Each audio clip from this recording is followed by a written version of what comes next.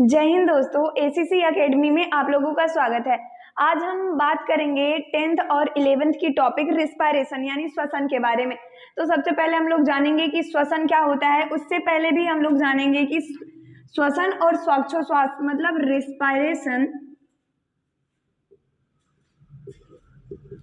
Respiration और breathing. Respiration और breathing दो चीजें होती हैं। पहले हम लोग जानेंगे कि ब्रीथिंग क्या होता है। कि ब्रीथिंग वो चीज होती है जिसमें एनर्जी का प्रोडक्शन नहीं होता। कहने का मतलब है कि सिर्फ ऑक्सीजन यानी जो एटमॉस्फेयर में या वायुमंडल में एयर उपस्थित है वो हम इनहेल करेंगे। वायुमंडल में तो सिर्फ ऑक्सीजन अवेलेबल है नहीं, उसमें बहुत सारी गैसेज हैं जो हम एयर के माध्यम से इनहेल करेंगे और फिर उसी एयर को क्या करेंगे, एक्सहेल करेंगे। मतलब सांस का लेना और सांस का छोड़ना क्या कहलाता है, ब्रीथिंग कहलाता है। लेकिन रिस्पायरेशन ब्रीथिंग से बहुत ज्यादा डिफरेंट होता है। तो आइए हम समझते हैं कि रिस्पायरेशन क्या होता है। रिस्पायरेशन क्या होता है। रिस्पायरेशन में सबसे पहले चीज तो हम जानेंगे कि रिस्पायरेशन में एनर्जी का प्रोडक्शन होता है, एनर्जी का निर्माण होता है।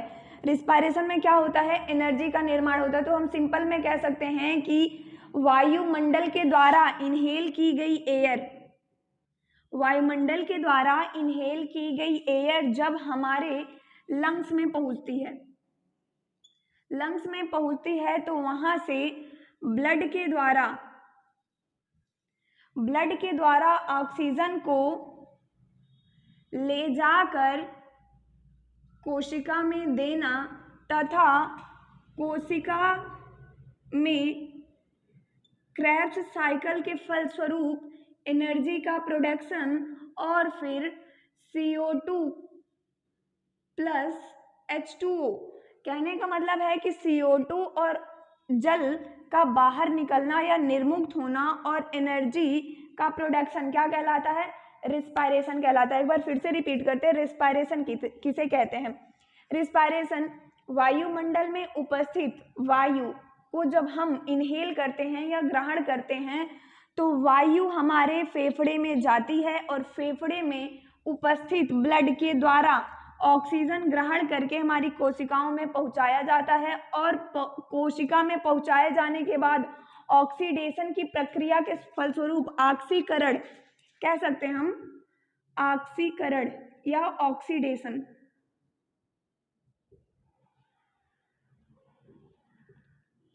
ऑक्सीडेशन हम लोग भोजन किए रहते हैं तो ये ऑक्सीजन जो किसके साथ रिएक्ट करती है, भोजन के साथ रिएक्ट करती है। और जब भोजन के साथ रिएक्ट करती है तो हमारी कोशिकाओं में एक क्रेब्स साइकिल क्रेब्स नाम का एक चक्र चलता है जिससे क्या होता है, एनर्जी का प्रोडक्शन होता है।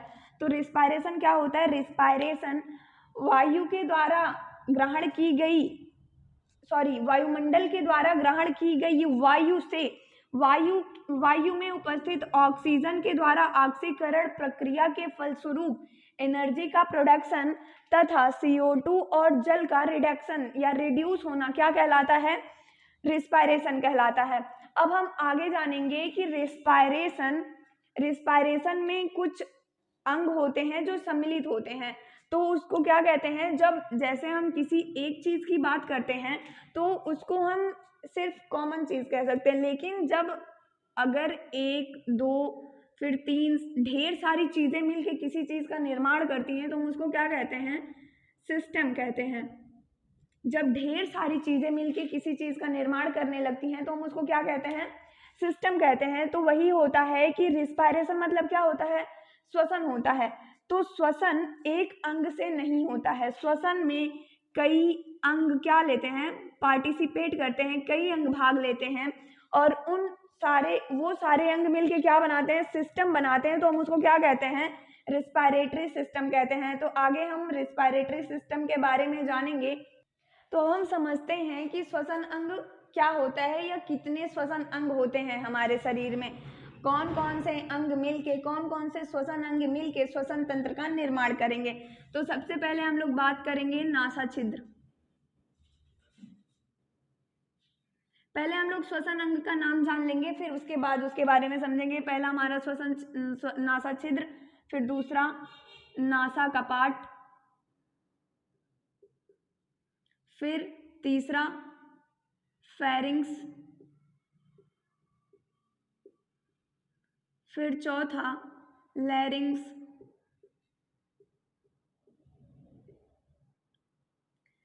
फिर पांचवा ट्रैकिया,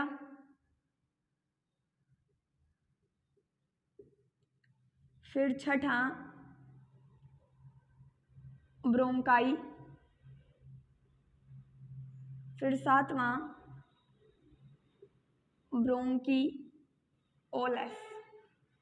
ब्रोंकियोलस, फिर आठवां एल्वियली।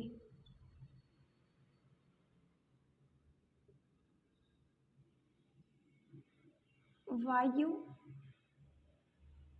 कूपिका, इसको क्या कहते हैं? ट्रैकिया को वाइंड पाइप बोलते हैं।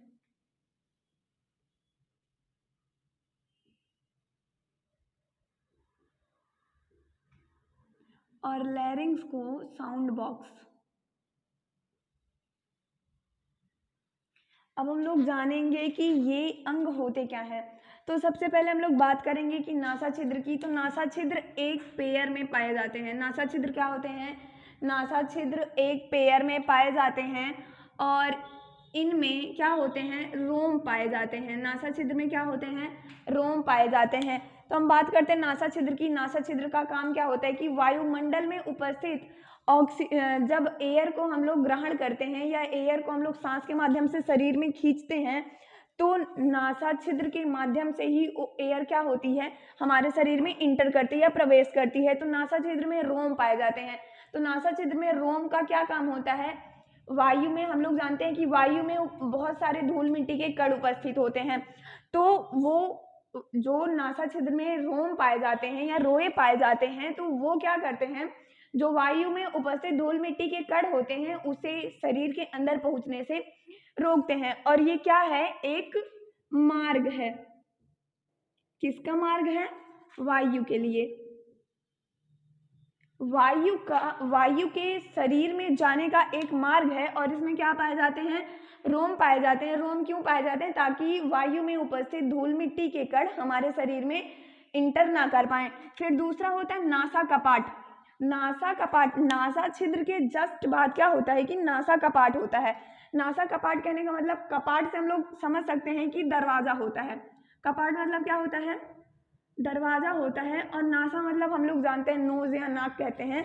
तो दरवाजा क्या काम करता है कि जैसे कभी बहुत तेज हवा चल रही है या हम कहीं ऐसी जगह पे हैं जहाँ बहुत तेज हवा चल रही है या कभी फैन वैन के सामने बैठे रहते हैं, तो वो नासा कपाट क्या करता है कि वायु की मात्रा को नियंत्रित करता है। वायु की मात्रा को नियंत्रित करता है और जितनी आवश्यकता वायु की हमारे शरीर में होती है उतनी ही वायु नासा कपाट के द्वारा हमारे शरीर में जाती है। फिर हम यहाँ पे बात करते हैं कि यहाँ पे एक म्यूकस नाम का चिपचिपा सबस्टेंस या पदार्थ पाया जाता है, जो क्या करता है कि वायु में धूल मिट्टी के अलावा बहुत सारे बैक्टीरिया और वायरस भी उपस्थित होते हैं। तो रोम क्या करता है? धूल मिट्टी के कण को रोकता है और बाकी जो म्यूकस नाम का चिपचिपा पदार्थ होता है वो बैक्टीरिया तथा कुछ इन्फेक्शनस जीवाणु को या वायरस को क्या करता है? रोक लेता है, जो हमारे शरीर में जा नहीं पाते हैं। और उसके बाद हम बात करेंगे फेरिंग्स की। तो फेरिंग्स एक कैविटी है। फेरिंग्स क्या है? एक गुहा है। फेरिंग्स एक गुहा है जिसके माध्यम से वायु और भोजन, जिसके माध्यम से वायु और भोजन दोनों हमारे शरीर में इंटर करते हैं। कभी कभी अगर सपोज करें हम, जिसको कभी कभी सर्दी जुकाम हो जाता है, तो उसके नासा छिद्र और नासा कपाट क्या हो जाते हैं? बंद हो जाते हैं। तो फेरिंग्स के माध्यम से किसी को आपने देखा होगा कि वो आदमी मुंह से सांस ले रहा है, तो वो क्या है कि वो वायु उसके शरीर में कहाँ से इंटर कर रही है? फेरिंग्स से इंटर कर रही है। फिर उसके बाद हम बात करते हैं लैरिंग्स से। फेरिंग्स से वायु सीधे कहाँ पे आती है? लैरिंग्स में आती है और वायु से क्या होता है कि वायु से ध्वनि का प्रोडक्शन होता है, तो इसलिए इसको साउंड बॉक्स कहते हैं। लैरिंग्स में ही ध्वनि का क्या होता है, निर्माण होता है, तो इसको इसलिए इसको क्या कहते हैं, साउंड बॉक्स कहते हैं। फिर उसके बाद ट्रैकिया, ट्रैकिया को क्या कह रहे हैं, वाइंड पाइप कह रहे हैं। वाइंड पाइप क्यों कह रहे हैं, क्योंकि ट्रैकिया के शेप ऐसे एकदम पाइप के स्ट्रक्चर जैसा होता है, एकदम पाइप के समान पतली सकरी नली होती है, जिससे लैरिंग्स से होते हुए वायु ट्रैकिया में इंटर करती है। ट्रैकिया में क्या करेगी, लैरिंग से होते हुए वायु ट्रैकिया में इंटर करेगी। जैसे कि हम लोग जान रहे हैं कि ये एक पतली पाइप है और इसमें क्या इंटर कर रहा है, हवा इंटर कर रहा है। तो वाइंड मतलब क्या होता है, हवा होता है, और पाइप मतलब होती है नलिका, तो इसलिए इसको वाइंड पाइप या ट्रैकिया कहते हैं। तो आगे हम बात करते हैं ब्रोंकाई की। अब ये ट्रैकिया, जैसे कि हम लोग जानते हैं कि हम लोगों के पास एक पेयर फेफड़ा होता है या एक पेयर लंग्स होता है, तो ये ट्रैकिया दो भाग में डिवाइड हो जाता है। जब ये ट्रैकिया दो भाग में डिवाइड हो जाता है तो उसको क्या कहते हैं, ब्रोंकाई कहते हैं। जब ट्रैकिया दो भाग में डिवाइड हो जाएगा तब उसको क्या कहेंगे, ब्रोंकाई कहेंगे। अब हम बात करेंगे कि ये ट्रैकिया दो भाग में डिवाइड क्यों होता है, क्योंकि हम लोग जानते हैं कि हमारे पास दो लंग्स होते हैं, दो लंग्स होते हैं हमारे पास, तो वायु दोनों लंग्स के लिए उतनी ही नेसेसरी है। तो इसलिए ट्रैकिया तो सीधी पाइप है, एक सकरी पाइप है, तो इसलिए ट्रैकिया को दो भाग में डिवाइड होना पड़ता है, जिससे वायु इस फेफड़े में और इस फेफड़े में, मतलब दोनों फेफड़े में जा सके। फिर हम बात करेंगे ब्रोंकियोलिस की। फिर ये जो ब्रोंकाई है, ये ब्रोंकाई कई माइन्यूट भाग, मतलब कई पतले पतले भाग में बढ़ जाती है, पूरे फेफड़े में बिखर जाती है, तो इसको क्या कहते हैं, ब्रोंकियोलिस कहते हैं। अब हम बात करेंगे कि एल्वियोली की। ट्रैकिया के बाद वायु कहाँ पे आएगी, ब्रोंकाई में आएगी, और ब्रोंकाई से होते हुए वायु कहाँ पे आएगी, ब्रोंकियोलिस में आएगी, और ब्रोंकियोलिस से होते हुए वायु पूरे फेफड़े में फैल जाएगी। और इन्हीं ब्रोंकियोलिस के इंड पर, यही जो ब्रोंकियोलिस होते हैं, इन्हीं के इंड पर क्या होता है कि वायु कूपिका यानी एल्वियोली प्रेजेंट होती है। एल्वियोली प्रेजेंट होती, और ये एल्वियोली सीरियल क्रम में नहीं होती है, ये स्कैटर्ड फॉर्म में होती है, मतलब बिखरी हुई होती है, ये सीरियल क्रम में नहीं होती, ये चाहे जिस प्रकार से अरेंज होती हैं। तो ये जो एल्वियोली होती है, एल्वियोली का क्या काम होता है, जब वायु हमारे शरीर में, मतलब ब्रोंकियोलिस से होते हुए वायु कूपिका या एल्वियोली में इंटर करती है, तो एल्वियोली एक कैविटी होती है, खाली स्थान होता है एल्वियोली में, तो यहीं पे वायु का एक्सचेंज होता है, मतलब गैसों का आदान प्रदान होता है। अब हम बात करेंगे कि हमारे शरीर में जो वायु इंटर करती है, हमारे शरीर में, उसमें बहुत सारी वायु रहती है, केवल ऑक्सीजन हम लोग नहीं ग्रहण करते हैं, तो उसमें नाइट्रोजन भी होता है, कार्बन डाइऑक्साइड भी होता है, ऑक्सीजन भी होता है, और बहुत सारी गैसेस क्या होती हैं, बहुत थोड़े थोड़े अमाउंट में प्रेजेंट होती हैं। तो सबसे पहले हम लोग बात करेंगे कि नाइट्रोजन हमारे वायुमंडल में कितने परसेंट अवेलेबल है, 78%, और ऑक्सीजन 21%, और ये 0.03%। तो जब वायु में ये सारी गैसेस अवेलेबल हैं, प्रेजेंट हैं, तो हम ऑक्सीजन को वायु में या हमारे नासा छिद्र में कोई फिल्टर तो लगा नहीं है कि सिर्फ हम वायु को ही ग्रहण करेंगे या ऑक्सीजन को ही ग्रहण करेंगे, तो इसलिए वायु में उपस्थित सभी प्रकार की गैसें नासा छिद्र से होते हुए हमारी एल्वियोली तक पहुंच जाती हैं। तो जब ये तो हुआ कि हम लोग जब इनहेल करते हैं, मतलब सांस लेते हैं, तो इतनी वायु या इतने गैसेस इतने अमाउंट में हमारे शरीर में पहुंचते हैं, और फिर जब हम सांस रिलीज करते हैं या छोड़ते हैं, तो नाइट्रोजन जो होता है एक वेस्ट मटेरियल है, तो वो हमारे शरीर से पूरा का पूरा वैसे निकल जाता है 78%।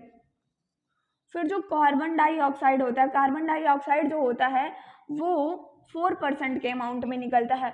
फिर उसके बाद ऑक्सीजन क्या होता है, ऑक्सीजन जब इसमें से हम 4 माइनस कर देंगे तो कितना बचेगा, 21 से 4 माइनस करेंगे तो 17% ऑक्सीजन। जब हम वायु को रिलीज करते हैं या सांस छोड़ते हैं, तो हमारे शरीर से वायु जो होती है, ये एक एक करके गैसेस इतने अमाउंट में निकलती हैं या इतने अमाउंट में रिलीज होती हैं। तो आगे हम बात करेंगे कि हमारे फेफड़े में या हमारी एल्वियोली में वायु का एक्सचेंज होता कैसे है। सबसे पहले हम जानेंगे कि हम एक आप लोगों को फिगर के माध्यम से बताएंगे कि ट्रैकिया, एल्वियोली, फिर उसके बाद जो सारे रेस्पिरेटरी अंग हैं उनको हम जानेंगे कि जो रेस्पिरेटरी ऑर्गन है वो सारे ऑर्गन हम लोग समझेंगे एक बस फिगर के माध्यम से। जैसे कि हम लोग फिगर देख पा रहे हैं कि ये एक ह्यूमन लंग्स का फिगर है। तो ह्यूमन लंग्स के फिगर में हम आप लोगों को बताएं सबसे पहले कि ये रेस्पिरेटरी अंग है, ये रेस्पिरेटरी सिस्टम है। ये बहुत सारे अंग मिलके क्या बनाते हैं, बहुत सारे ऑर्गन मिलके रेस्पिरेटरी सिस्टम का निर्माण करते हैं। तो सबसे पहले हम लोगों ने जाना था नासा छिद्र।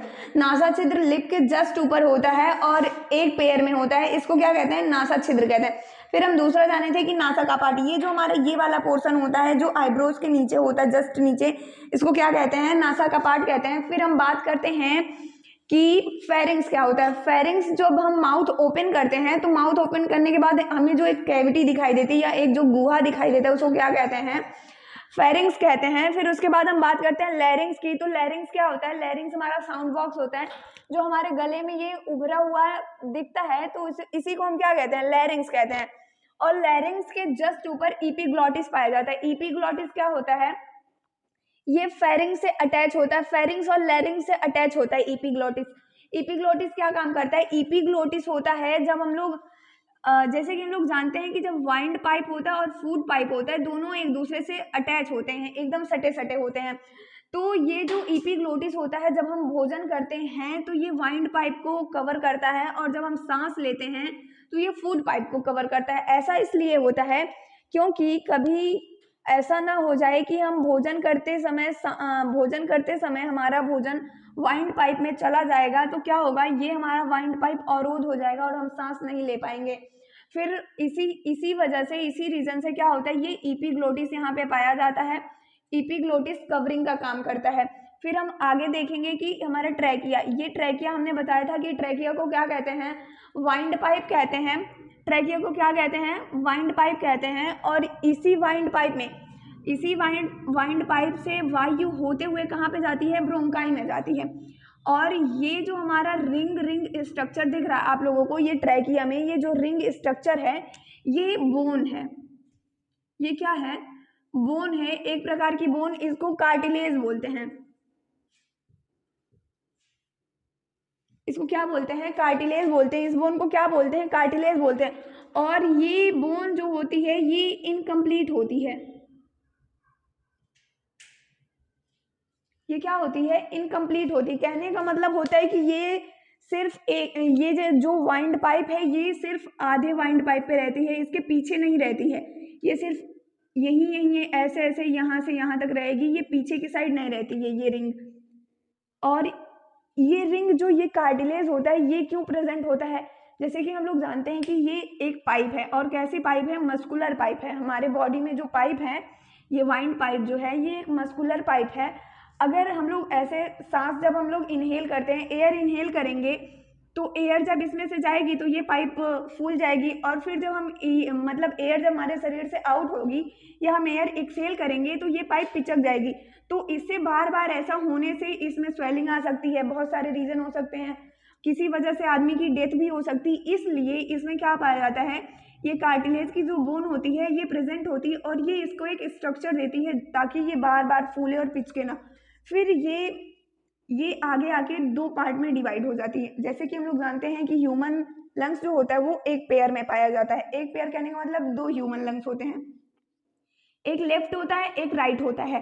तो हम बात करते हैं अब ये जो ट्रैकिया है, ट्रैकिया दो पार्ट में डिवाइड होता है। और क्यों डिवाइड होता है, जैसे कि हम लोग जान रहे हैं कि दो ह्यूमन लंग्स होते हैं, मतलब एक पेयर ह्यूमन लंग्स होता है, तो जो एयर होती है वो दोनों लंग्स को चाहिए, इसलिए ये ट्रैकिया दो पार्ट में डिवाइड हो जाती है। और ट्रैकिया से ये एयर ब्रोंकाई में जाती है, और ब्रोंकाई से कहाँ जाती है, लंग्स में जाती है।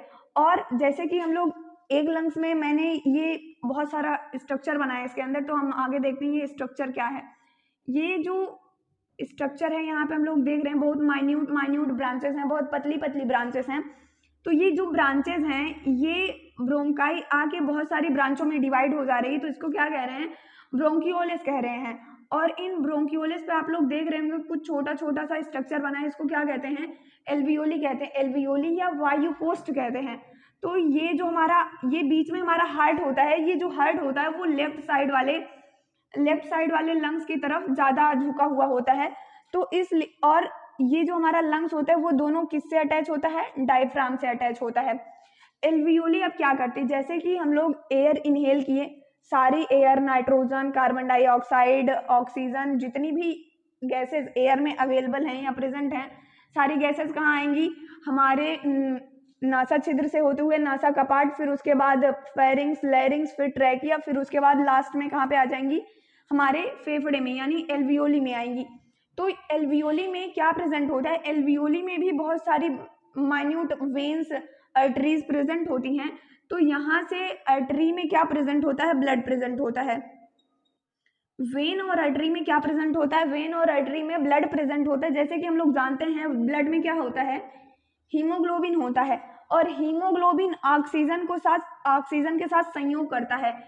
हीमोग्लोबिन का एक कण ऑक्सीजन के 4 कण को क्या करता है, कंटेन करता है, मतलब धारण करता है। यहाँ से एल्वियोली से ब्लड ऑक्सीजन को धारण करेगा और ले जाके शरीर से होते हुए कहाँ पे देगा, सेल में देगा, कोशिका में देगा। क्योंकि हम लोग जानते हैं कि हमारा जो शरीर है बहुत सारी कोशिकाओं से, असंख्य कोशिकाओं से मिलकर बना होता है।